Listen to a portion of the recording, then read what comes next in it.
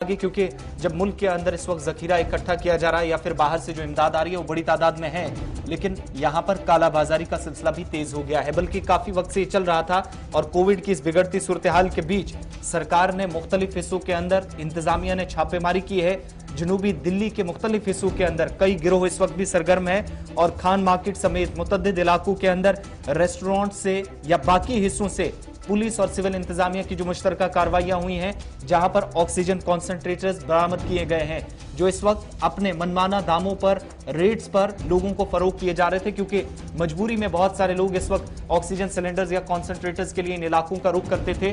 तो इन जनूबी दिल्ली के इस हिस्से में बड़ी जो खान मार्केट काफी मशहूर बाजार, इस इलाके के अंदर भी इस तरह का एक गिरोह सरगर्म था जिस पर हाथ पड़ा है, तलवार लटकी है। और बड़ी बात यह कि अभी तक जो लोग खान मार्केट के अंदर या इसके आसपास के इलाकों में जहां पर 400 से ज्यादा ऑक्सीजन कॉन्सेंट्रेटर्स और 32 से ज्यादा ऐसे रेस्टोरेंट्स हैं दिल्ली के अंदर, मुख्तलिफ हिस्सों के अंदर, कॉलोनियों के अंदर जहां पर कालाबाजारी चल रही थी, वो लोग जो ये काम कर रहे थे वो अभी भी पुलिस की गिरफ्त से दूर है। देखिए आसिफ, ये बड़ी बात है जब मुल्क के अंदर वबाई सूरत हाल इंतहाई बेकाबू हो रही है, इसमें भी लोग इंसानी जानों का सौदा कर रहे हैं। और ये सौदा करने वाले कौन है जी? बहुत बड़े कॉलर वाले, यानी व्हाइट कॉलर और बड़े बिजनेसमैन, बड़े टाइकून जिन्हें माने जाते हैं।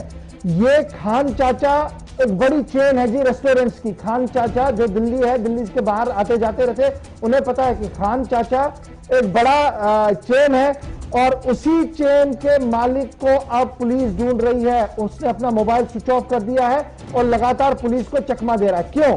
ये खान चाचा और उसके साथ साथ एक और कंपनी है, मैट्रिक्स कंपनी, जिन्होंने ये पूरा सिस्टम चलाया था और फरवरी और मार्च के अंदर उन्होंने चीन से बड़ी चीजें लाई थी, सिर्फ ये कहते हुए कि ये हमने अस्पतालों के अंदर डिस्ट्रीब्यूट करनी है, और वो उन्होंने डिस्ट्रीब्यूट की नहीं, अपने रेस्टोरेंटों और होटल्स के अंदर उसको डंप कर दिया। और उसके बाद जो ही पेंडेमिक तेज हुआ, जो ही इसने हवा पकड़ी और ऑक्सीजन की किल्लत दिल्ली के अंदर देखने को मिली, तो उन्होंने मनमानी दामों पर इसको बेचना शुरू कर दिया है।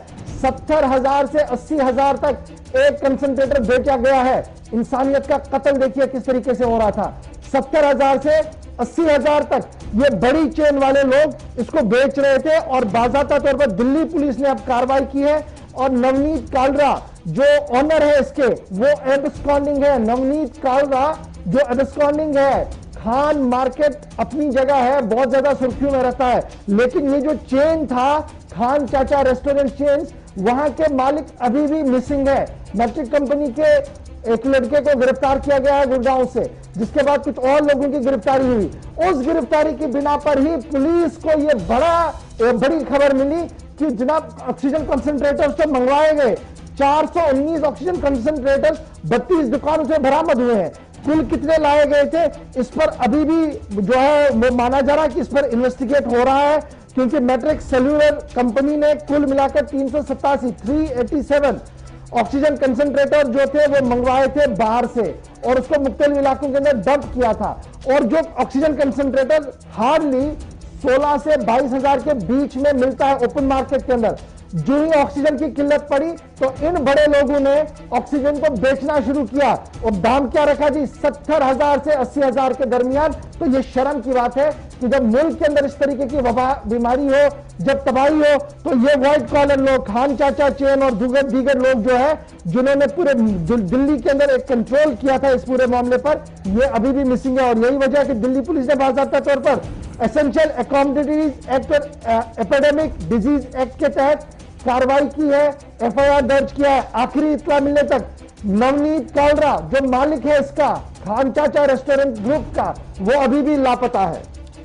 चलिए, ये तो ऑक्सीजन की बात। अब जरा माहिरीन की तरफ से एक दावा इस सारी सूरत हाल के बीच में किया गया है, ये खबर भी आपको बताते हैं, क्योंकि कोविड के साथ साथ कल हमने आपको बताया था कि फालिज किस तरीके से अटैक कर सकता है, लोग पैरालाइज हो सकते हैं, इनमें नौजवानों की एक बड़ी तादाद हो सकती है। लेकिन दूसरी तरफ अब डॉक्टरों की तरफ से खुलासा किया गया है कि कोविड-19 इस वक्त सिर्फ लंग डिजीज नहीं है, सिर्फ फेफड़ों को अपना शिकार नहीं बनाती, बल्कि कोविड मुतासरीन को खून जमने का भी खतरा है। माहिरीन की तरफ से इंकशाफ किया गया है। बड़ी बात यह कि 5वें दिन से अलामात देखना शुरू करने का मशवरा जो इस वक्त माहिरीन की तरफ से दिया जा रहा है, यानी अगर कोई कोविड पेशेंट है तो वो लगातार अपने जो इस वक्त परेशानी उसे है जरूर चेकअप कराता रहे और वक्तन फक्तन तकरीबन 4-5 दिन तक कॉन्टिन्यूसली उसे बुखार रहता है या फिर सरदर्द जुकाम इस तरह की चीजें रहती हैं, तो इन सब के बीच में खून जमने का खतरा उसे रह सकता है, माहिरीन की तरफ से साफ किया गया। क्योंकि कई इस तरह के केसेस गुज़श्ता दिनों सामने आए और जब आप 4 से 5 दिन इसी तरीके से कोविड मुतासिर रहते हैं तो उसके बाद डॉक्टरों का यह मशवरा कि रेगुलरली अपने चेकअप कराएं, क्योंकि हरकत कल्ब बंद होने का भी खतरा बढ़ सकता है, दिल का दौरा भी पड़ सकता है। ये नई स्टडी जो इस वक्त न सिर्फ इस वक्त तकनीकी एतबार से काफी अहम बल्कि प्रैक्टिकली डॉक्टरों की तरफ से जब सर्जरीज की गई हैं उन्होंने ये चीजें बताई हैं। कुछ ऐसी तस्वीरें भी सामने आई हैं जो हम आपको अभी नहीं बता सकते, क्योंकि कोविड मुतासरीन को खून जमने का जब पहला वाकया सामने आया उत्तर प्रदेश से, उसके बाद दिल्ली से दूसरा केस सामने आया, तो डॉक्टरों की तरफ से यह भी इंकशाफ किया गया कि मौजूदा हालात में सिर्फ 1 हफ्ते के बाद ही अगर आप कोविड पेशेंट है तो इस वक्त भी आप किसी भी बड़े हेल्थ इंफ्रास्ट्रक्चर के बीच में, किसी भी बड़े अस्पताल के बीच में है, वहां पर भी आपको इन 2 चीजों का खतरा लाहक है।